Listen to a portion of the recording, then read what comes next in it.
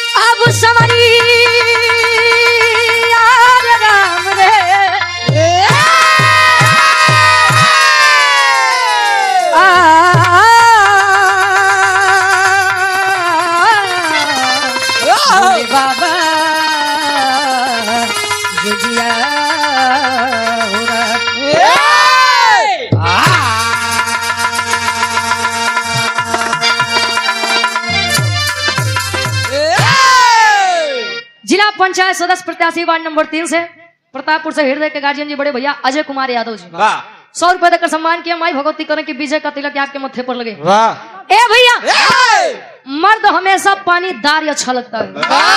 पानीदार काहे बता जानो थे मर्द पहले के लोग कहा कि रघुकुल रीति सदा चली आई, मेहरारू पर जुल्म ढहाई। नहीं कि ना मर्द हो तू ढहावत है कि नहीं? नहीं, आपके चुप रहा। कहे रघुकुल रीति सदा चली आई, प्राण जाई पर वचन न जाई। बात खातिर मरी जाबू चली जाए, लेकिन बात कटे के नहीं चाहिए। अच्छा, आज अगर घरे में 10 सदस्य हैं तो 4 पानीदार मिली है, बाकी 6 ऐसे मिली है कि सुबेरे का कहते हैं संझा का हो जाए क्यों नहीं जानत। वीर चाहे तब के हो, वीर चाहे आज के हो, उन वीरों के लिए कभी की कलम लिखती है। क्या लिखे? 4 लाइन घूम के अंदर से आवा।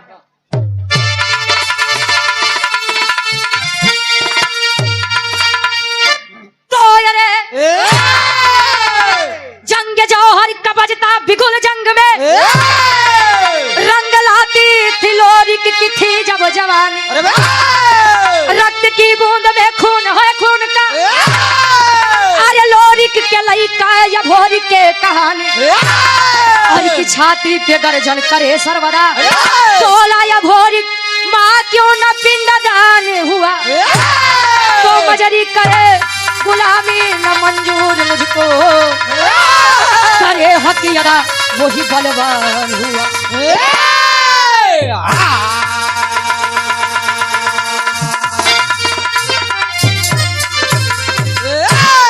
अरे जंग जौहर का बजता बिगुल जंग में, रंग लाती थी लोरी की थी जब जवानी, अरे रक्त की बूंद में खून है खून का, तो लोरी के लइका या भोरी के कहानी।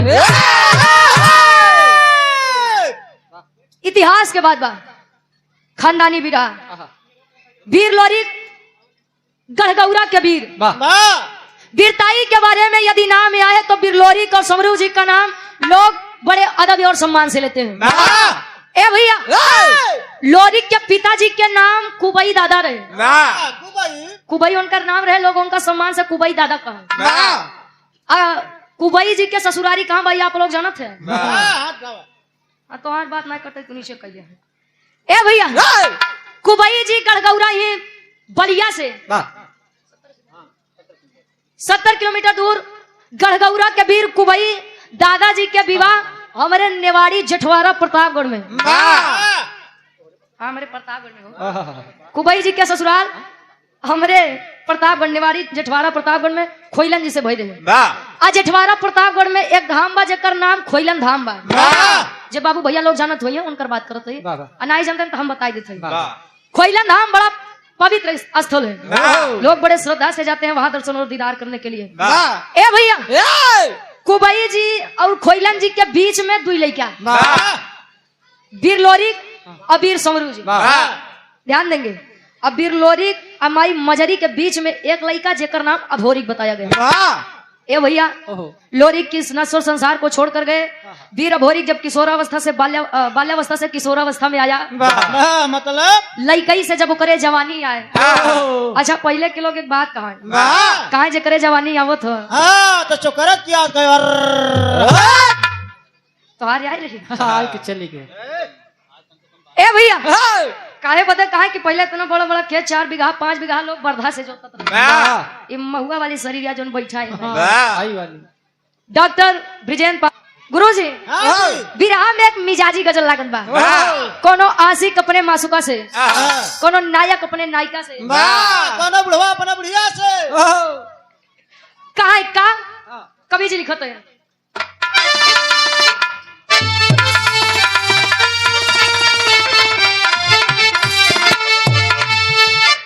अरे तो परवाने जल रहे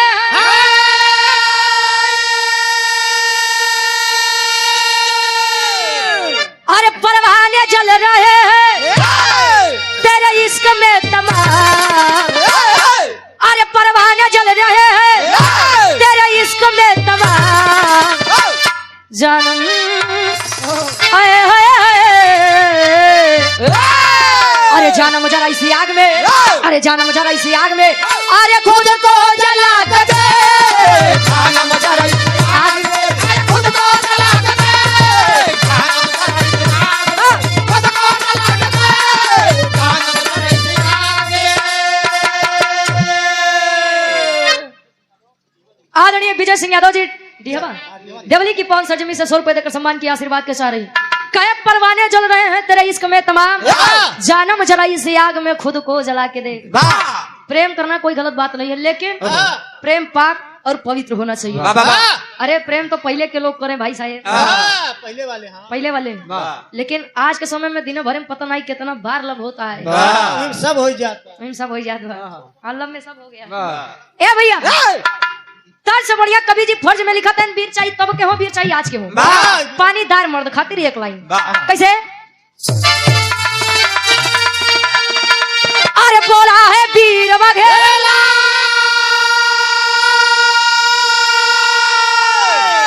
अरे बोला है वीर वघेला अरे झंडा हिला के दे। अरे बोला है वीर वघेला अरे झंडा हिला के दे। हट जाएगा समर से, अरे हट जाएगा समर से, अरे पंजा मिला के दे।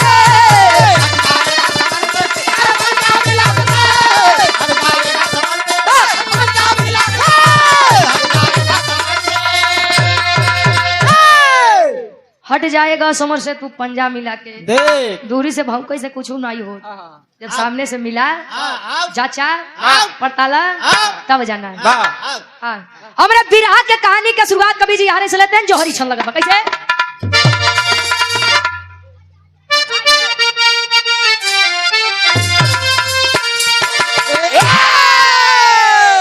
ध्यान देंगे विरहा को सुनने वाले लोग।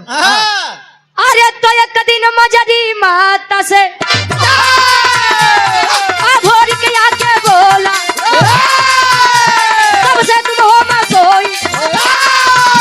अरे बता अखियां खोला पिताजी मेरे सानी तलवार हाथ में साजे कहने जिनके माँ दुर्गा अरे माता रही विराजे जंगल में जब जाते अरे तन से बहे पसीना समझ के अंदर मुश्किल करते थे जीना नबी चुनौती सहते जो कहते वो कमीना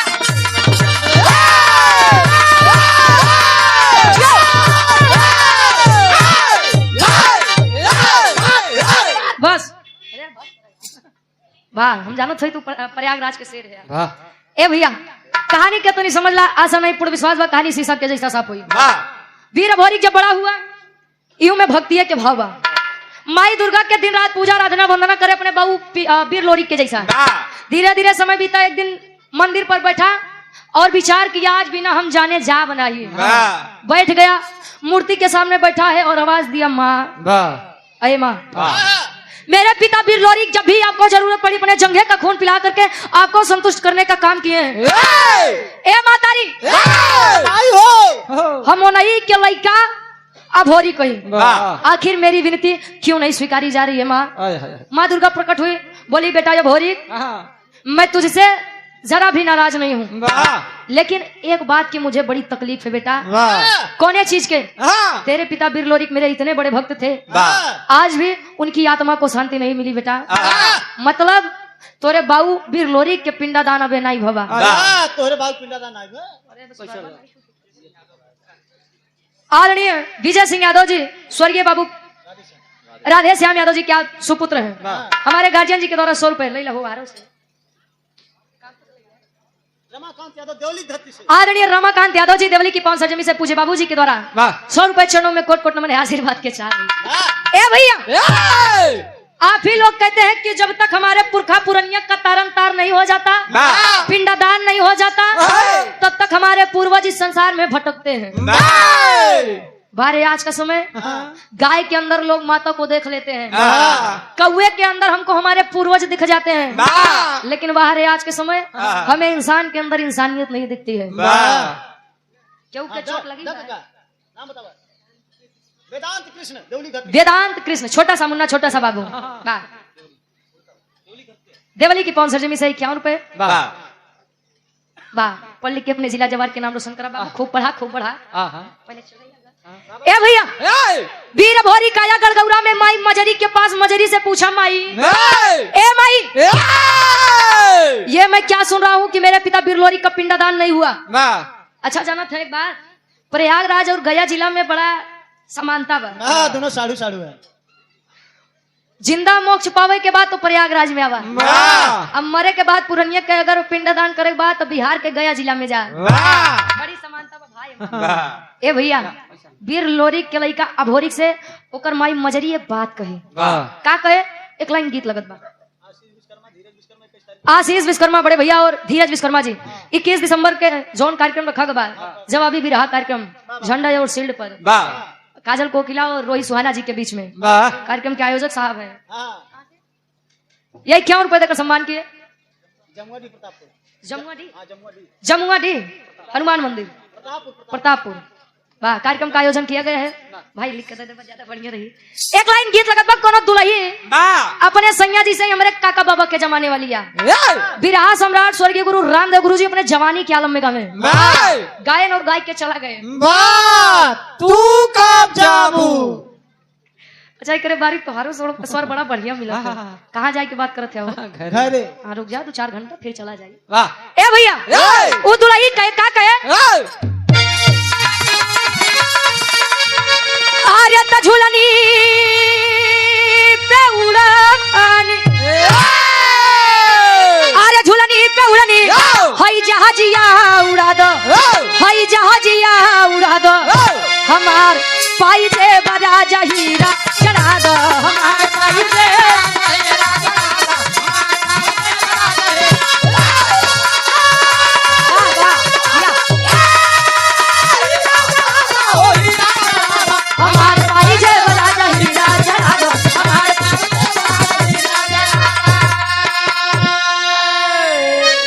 अभोरी के बोला ए मातारी का यहाँ गड़गौरा में कोनो वीर नहीं पैदा भैन का? ए लल्ला ए बेटा वीर तो बहुत पैदा भैन, लेकिन जाना था कि पुरखा पुरनिया के तारन तार उनका वंश करत। ए बेटा मत जा बेटा। कहे क्यों? कहे वो पिपरी का राजा सुरपति अगर जान गया बेटा तो तुझे मौत के घाट उतार देगा। प्रमाण मिलता है आज तक सुरपति से आगे कोई नहीं गया। इतनी बात जब वीर भौरिक सुने से ए माई क्या आपको अपने खून पर कोई शक है? बाबू के वीरताई के ऊपर शक बा? बेटा नहीं रे बेटा, लेकिन अगर तुम्हें कुछ हो जाई हम नहीं जी पाई।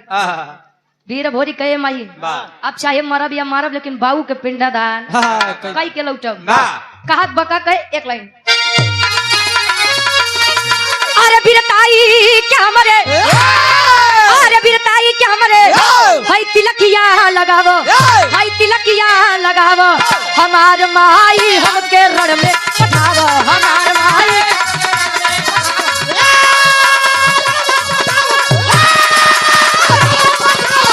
हमार माई हमके रण में पठावो हमार माई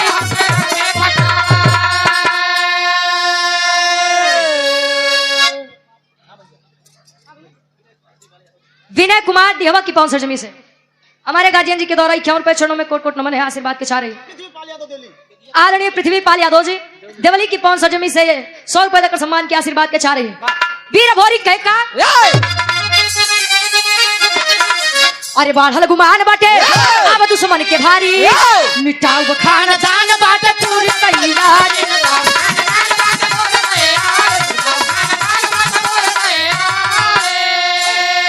अरे तो ममता के पीड़ितिया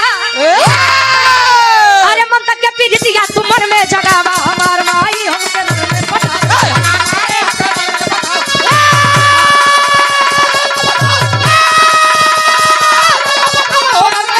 हमार माई हमके रण में पठावा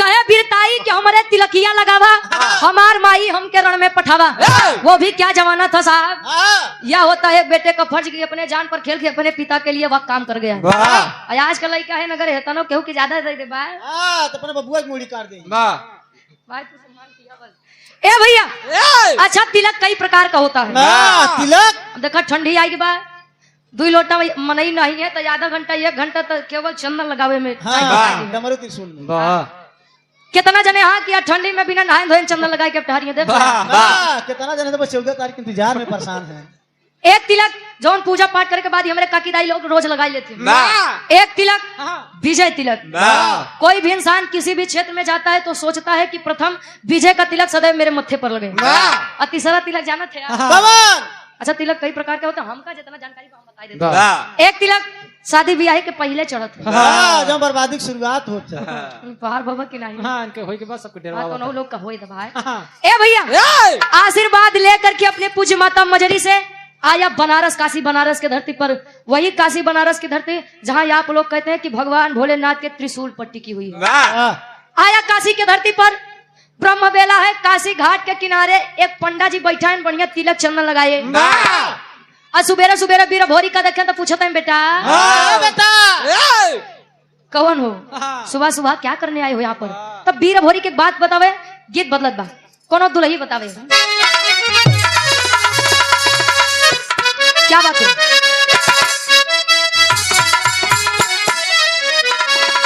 दादा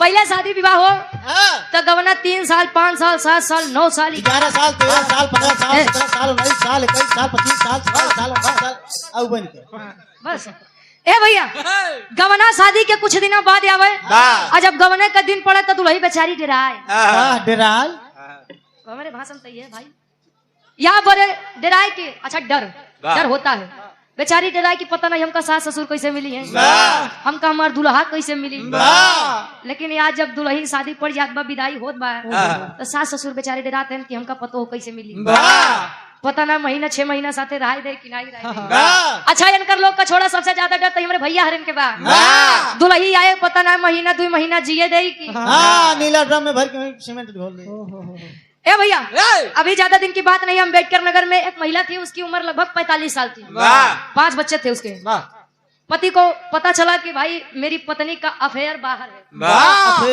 मतलब कि हमारे अलावा कहूँ का चक्कर बाहर दुल्हा बेचारा कहे से काम करे अपन बोरिया बिस्तर बांध आओ चल लेकर गया प्रेमी के हाथ में अपने पत्नी का हाथ थमा दिया आया तो गाँव वाले पूछे यार तोरे मेहरारू इतना बड़ा कांड कर दिया तू लग गया खुशी खुशी उनका देहे आया हमार मेहरारू हो तो मार देते लड़को बेचारा के भाई साहब प्रेमी के हाथ पकड़ाए दे तो जी जाबे आई मारे की कोशिश करबे तो हम ही कटाई जा ए भैया बड़ा तगड़ा देर बैठा भाई साहब उदुलही कहे का अरे जब से गवनवा के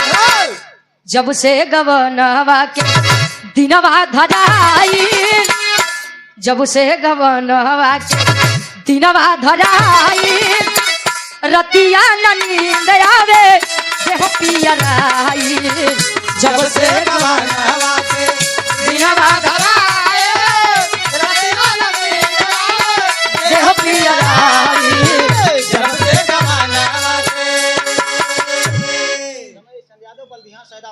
आदरणीय रमेश चंद्र यादव जी, बल्दिया सैदाबाद, प्रयागराज की पवन सजमी से 100 रुपए देकर सम्मान के आशीर्वाद के चारी ई तमाल ना समझा खातिर बुझे खातिर वीर भोरी और पंडा में वार्तालाप होत बा और पंडा के नाम का रहन कवि जी बताओ तो।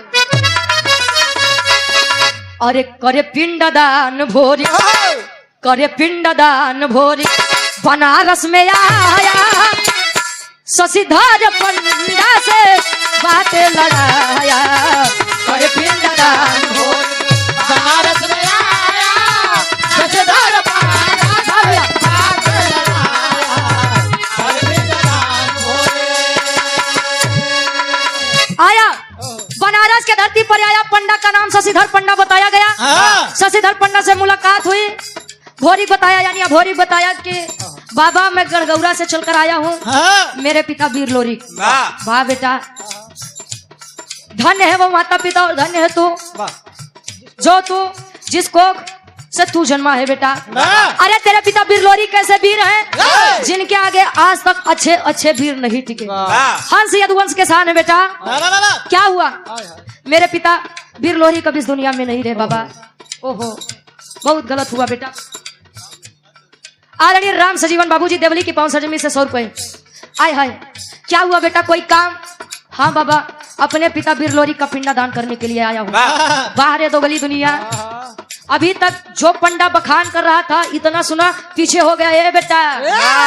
अब तो तू चाहिए लोरी के बेटवा हुआ चाहे मंजीत के, पिंडा दान मैं नहीं करवा सकता। क्यों?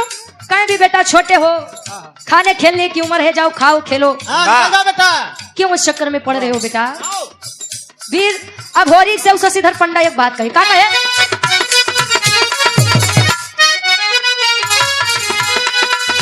काहे पंडा पहले पिंड दान करी है राजा, काहे पंडा पहले पिंड दान करी है राजा, काहे पंडा पहले पिंड दान करी है राजा। जबरदस्ती करबा बच्चा रण में मार जावा,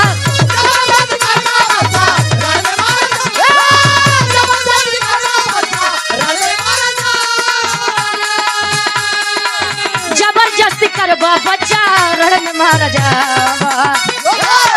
तब सुन के खबर भोरी, सुन के खबर भोरी, तन में गुस्सा आया, शशिधर पंडा से बातें लड़ाया। सुन के खबर भोरी, तन में गुस्सा आया, शशिधर पंडा से बातें लड़ाया। सुन के खबर भोरी। ए भैया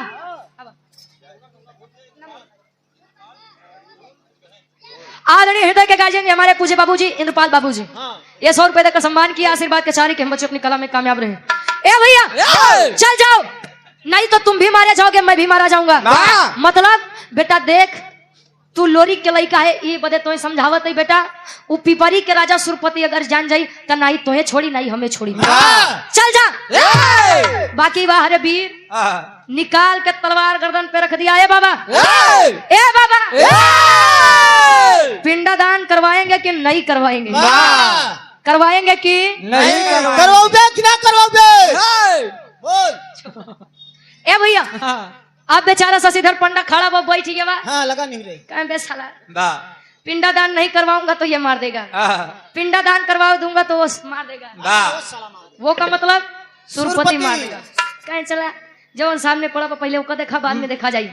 पिंडा दान करवा दिया, लोरी का पिंडा दान हुआ, बिहार के बाद तिहारे छोड़ दा। अब यार दोनों लोग आपस में बात कर रहे थे, आखिर बाबा सुरपति हा के बड़ा सारे चर्चा सुने यही क्या यार। अब वहां खबर पिपरी में पहुंची कि ए राजन बढ़िया सिंहासन लगाई के बैठा है, कल का आया 21 वर्षीय बालक आपके नियमों का उल्लंघन कर रहा है। कौन हरे? ए भैया खबर भिजवा दो, फौज तैयार करो, इस सारे को नहीं छोड़ूंगा। नहीं छोड़ूंगा। घोड़े पर सवार हजारों की फौज लेकर आया सुरपति बनारस के धरती पर। सुरपति का देखे तो लगे शशिधर पंडा ही लेकर जा सारे ये तो मरबे करबे, हम ले जाते अपने मेहरारू के अकलौता मरद है। ए भैया उठ के शशिधर पंडा भागत बा, वीर भौरी पकड़ के कुर्ता खींच ले से कहाँ जाते बैठिए। जब बोले वीर भोरी के कुछ नहीं हुई तब बोले तो कुछ ना हुई बैठा और देखा एक सारे के आज हम काम तमाम ही कर तेरी के भाव में कभी लिखते हैं कैसे। अरे राम जवानी जंगी जूझे जमके, अरे जवानी जंगी जूझे जमके, तलोरी के फूट या भोरी कहे मिटाऊ हमके हमके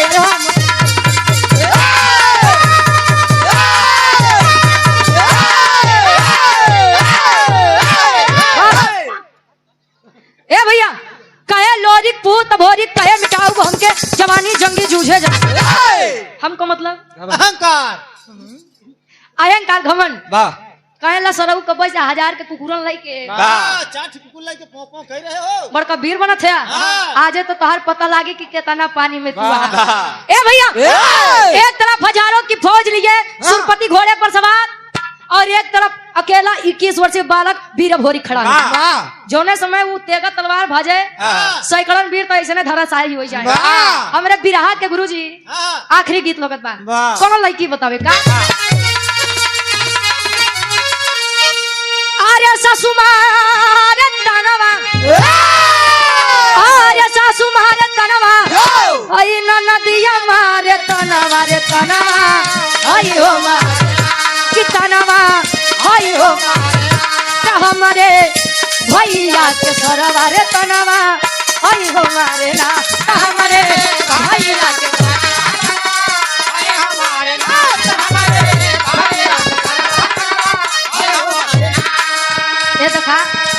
हंस के आप लोग आग ना लगावा जाया।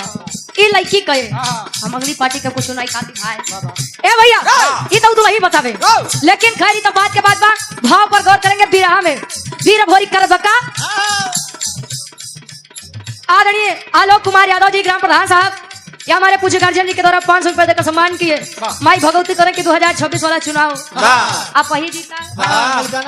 अच्छा सब चुनाव तो बड़ा बढ़िया निकल जाता, लेकिन प्रधानी में बड़ा मेहनत करे के पड़ा। बड़ी दारू शीशी तो उसी क्यों नहीं पूछे तो वो सब जानो थे। आ भैया कहे अरे लोरी के पुतवा घर जा, लोरी के पुतवा घर जा, वीर वाला बनवा जनवा आई के जनवा आई के तकुदा जंग माय धनवा रे धनवा आई के मर यो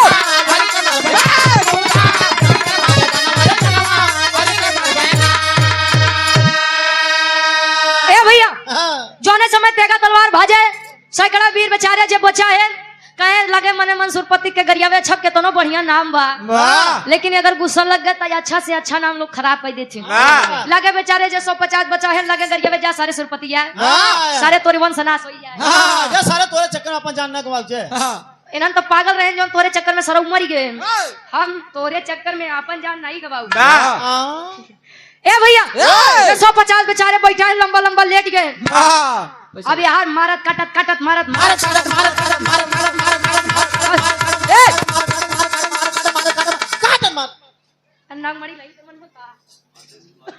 आशीष कुमार बिंद जी देवली की 500 में 51 रुपए आशीर्वाद के छाड़ी। ए भैया पहुंचा सुरपति के पास, घोड़े पर सवार सुरपति का कॉलर पकड़कर खींच लिया उधर उधर नीचे साले काट लूंगा तेरा कहा मुड़ी। ए भैया खींच लिया नीचे। आज वीर भोरी सुरपति के मोहे पे करिखा पोताई के गदहा पे बैठाई के ऐसा कोनो स्थान नहीं बचा जहाँ सुरपति के घुमाए नहीं हो। धोबी घाट छोड़ के अच्छा धोबी घाट कहाँ छोड़ी है? लादी के अच्छा तो समय में क्या गदहा रहा गदहा बड़ी साट रही। ए भैया इतना अपमानित होने के बाद बनारस की धरती पर तीनों बैठे हैं। अब बिहार की बात बिहार ही छोड़ दो। सुरपति की एक बिटिया जिसका नाम केवला पतिया बताया गया, बहुत जानला समझावे के पड़त अगर प्रयागराज में बिरहा गाई थी तो। ए भैया केवला पतिया पहले से ही वीर भोरी के वीरताई पर मुग्ध थी, प्रसन्न थी।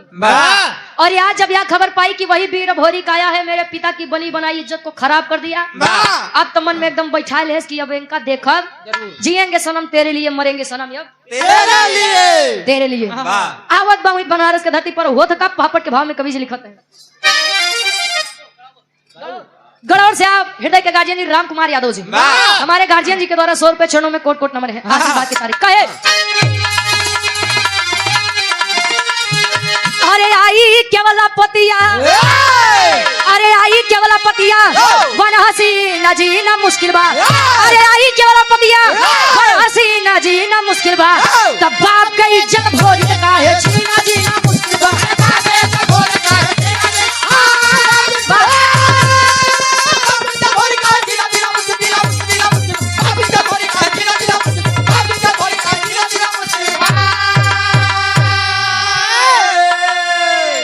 जादू चलाई दिहली सुगना बनाई हो, तब पिजड़ा में कैद करके पिपरी लेके आई हो। अरे कहे कुआरी जी अब नहीं तारा भी जीना मुश्किल बा। तब आपके इज्जत भोरी कहे अब छीना जीना मुश्किल बा। केवला पतिया के अंदर एक विशेषता रही, कौन जाना थे यार? केवला पतिया जादू के विषय में बड़ी जानकार थी। आई कम मेहरारून की आदत होते है वो इशारा से ज्यादा बात करत थे। आई शशिधर पंडित का देखत बा, पूछत बा, ए बाबा बाबा हो के यार कौन है जो मेरे पिता की इतनी दिन की बनी बनाई इज्जत को माटी में मिला दिया? शशिधर पंडित मार चौड़ी आत है न रे, चला केहू तो बीर आए जेकर सारे के दहशत खत्म करे, इहे या बेटा। तब तक वीर भोरी को समझ पाते उसके पहले ही केवला पति अपना जादू चलाकर तोता सुगना बना के पिजड़ा में कई के पिपरी लेके आवत है। वीर भोरी के आदरणीय विजय सिंह कोहड़ा यादव जी, अच्छा प्रधान पद के प्रत्याशी हैं हमारे कोहड़ा भैया जी। देवरी की 500 जमीन से 100 रुपए देकर सम्मान के आशीर्वाद के चाह रहे हैं कि हम बच्चे अपनी कला में कामयाब रहे। वाह क्या नाम है?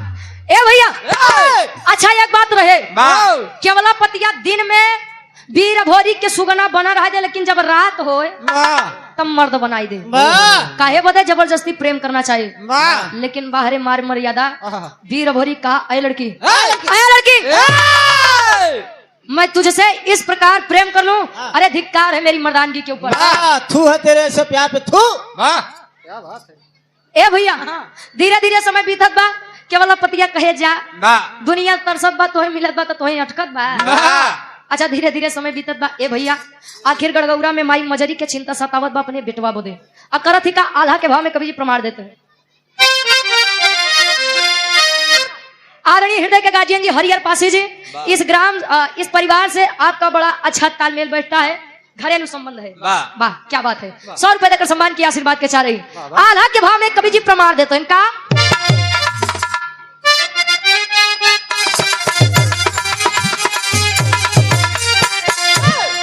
अरे तड़पेली मजरी मात धीरे धीरे आई गई ले काशी के भरतिया।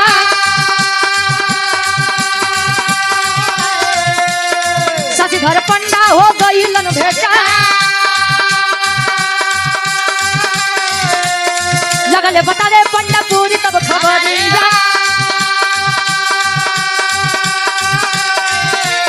लगले बता दे पंडा पूरी तब खबरिया।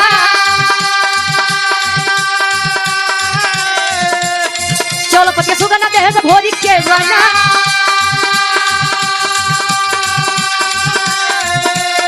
जमुनी के बोलाई लिहले तू ना हो बीरावा।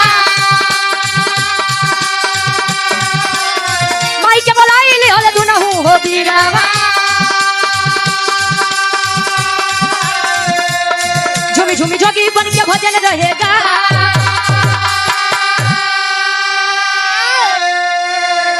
ए भैया माता मजरी को चिंता सता रही है, गड़गौरा के दुई वीर जेकर नाम देवराई और चनराई बताया, भेजते हैं खबर करने के लिए। जाइए देखिए आखिर वीर भोरी है कहा। शशिधर पंडा से मुलाकात हुई। शशिधर पंडा बताए बेटा केवला पतिया सुगना बना करके अपने राज पिपरी लेकर गई है। वाह। और जादू का काट केवल जादू से ही होगा। जादू के लिए अगर कोई जानकार हो तो आप उसे लेकर आइए और वीर भोरी को लेकर आइए। जमनी माँ को बुला करके जोगी के रूप बना के भजन गावत गावत पहुंचो तेन पिपरी के राज दरबार, सुरपति के राज दरबार लगा बा। केवला पतिया लेकर नीचे आई वीर भोरी को पिछड़ा में कह रहा। जमुनी माँ देखी वो हो बेटा ये भोरी हाँ माते वहां पर फंसे हो। हाँ माई रुको रुको आजाद कराती हूँ। हेलो हेलो वाह तार मई को 3-4 की बोलत का भाई। हेलो जा बहुत सुंदर बा भाई। अब कार्य मारे एकदम समीप में बा। केवला पतिया कुछ समझ पाती उसके पहले ही माँ जमुनी अपने जादू से वीर भोरी को पुरुष वाला तन दिलाए। केवला पतिया बेचारी यार बाहर देखत है। अबे तो हम कुछ करबो नहीं भाई, हमारा राजा कैसे ठीक हो गए। हेलो तो भाई डाउन करा हेलो। अब यार जमुनी माता अपने जादू से केवला पतिया के गदही के रूप दी। केवला पतिया बेचारी गदही का रूप ले है। अपने बाऊ के बगली खड़ी बा। मुड़ी नीचे के बा शर्म के काहे बदे कपड़ा क्यों नहीं पहनी? काहे ना पहिरा है? ए भैया अच्छा एक बात आपको मैं बता दूं कि जो पिता अपने पुत्र और पुत्री में अंतर नहीं करते वो पिता अपने पुत्री से ज्यादा प्रेम करते हैं। अपनी बेटी की जब यह हालत सुरपति देखा हाथ जोड़ के नीचे बैठ गया जमुनी के चरण के पास। आई एक बात कहका आखिरी भाव खड़ी के भाव में कवि जी लिखत है।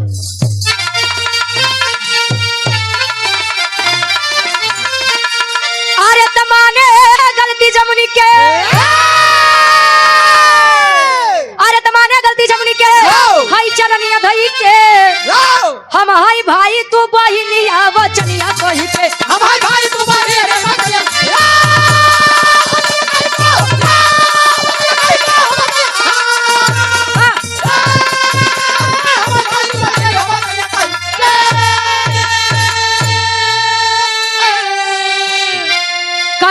भाई तू बहिनी वचनिया कही के आप मेरी बहन के समान, मैं आपका भाई के समान मेरी बेटी को छोड़ दीजिए। संतोष यादव किशनपुर, आदरणीय संतोष यादव जी, नीलेश गायक के मौसिया, नीलेश गायक हमारे भैया जी के पूजे मौसा जी 100 रुपए देकर सम्मान की आशीर्वाद के चाह रही। ए भैया बैठा है। अच्छा पानीदार मर्द के हमें एक विशेषता बताई गई। जो पानीदार मर्द है आप उसका जान मत मारिए, आप उसकी इज्जत को घटा दीजिए, उसकी शान को मार दीजिए। जान मारने की जरूरत नहीं, शर्म के कारण वो खुद ही मर जाएगा। ये पानीदार मर्द के विशेषता बा। ए भैया वीर भोरी मारते हाथ दिखावत है नहीं छोड़ा बे के सारे के एक के चक्कर में कर बिटिया हमका तोता बने कितना दिन यहाँ रखे मऊगा जैसे जिंदगी जिए नहीं छोड़ा बे के सारे तीनों काट ले गोड़ हाथ मुड़ी बोले भाई। ए भैया जमुनी माई कहिए बेटा गरमा तनी कम बैठ जा बैठ जा कहे माई हमें के शर्त पे छोड़ब कबन शर्त कहन मातारी एकर जोनी बिटिया बा केवल पतिया हमसे बड़ा प्रेम करत है एक कही हमारी शादी अपने बिटिया से करवा दे कि हंसी खुशी छोड़ दे। सुरपति कहे बेटा शादी तो मैं करवा दूं लेकिन दुविधा बा। कवन दुविधा कहे या तो तू गदहा बनी जा आया ते के लड़की बनाई दा कहे रहा तो भाई क्यों गदहा गदही मत बना हमें क्या सही कह देते हैं। जमुनी माँ जब अपने आशीर्वाद से स्त्री का रूप देती है तब होता क्या है आखिरी भाव। अरे केवला पतिया भोरी के वो हो गईली हो शादी हो शिव भोरी पैदा भइले पिपरी मिली आजाद।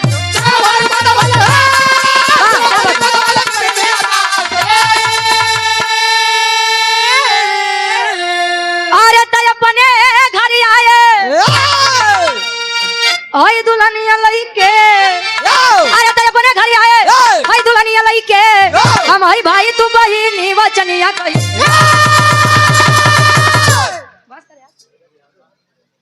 हृदय के गार्जियन जी बड़े भैया नीरज यादव जी चकमेंदू की 500 जमी से 100 रुपए देकर सम्मान की आशीर्वाद के चारी। ए भैया केवला पतिया भोरी के हो गईली हो शादी हो त शिव भोरी पैदा भइले पिपरी मिली आजादी हो।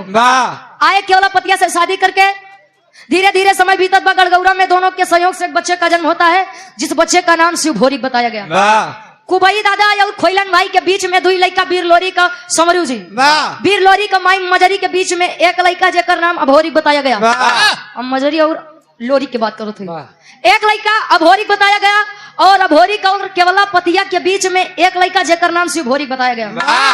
ये हमारे विराह शिव भोरी के ऊपर खत्म होता शिव भोरी के जन्म आखिरी में हमारा पूर्वांचल के प्रोप्राइटर साहब हृदय के गार्जियन जी जौनपुर की पवन सरजमी से चल कर आए हुए हमारे गार्जियन जी संतोष भैया हमारे 100 रुपए देकर सम्मान किए। ए भैया हमारे विराट के शीर्षक रहे लोरी के पिंडदान और अभोरी के शादी। एक खानदानी विराया। अगर हाथ जोड़ के विनम्र निवेदन बा जे के भी कहानी समझ में आई हो आखिरी में ताली बजा के आप लोग समर्थन कर दिया। तब तक हाथ हो ठीक कैला नहीं तलियो बजा में आप लोग बड़ा शर्माते हैं। ताली बजा के समर्थन करेंगे। आखिरी में खानदान के परिचय गुरु बिहारी गुरु गणेश गुरु रामलाल मुर्बा का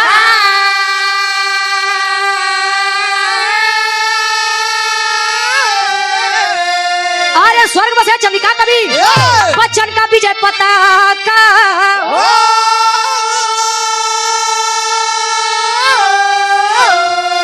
अरे जवानी जंगी जूझे जमके वाला वंशी रुचि बरी का नापे पानी जवानी जंगी जूझे जमके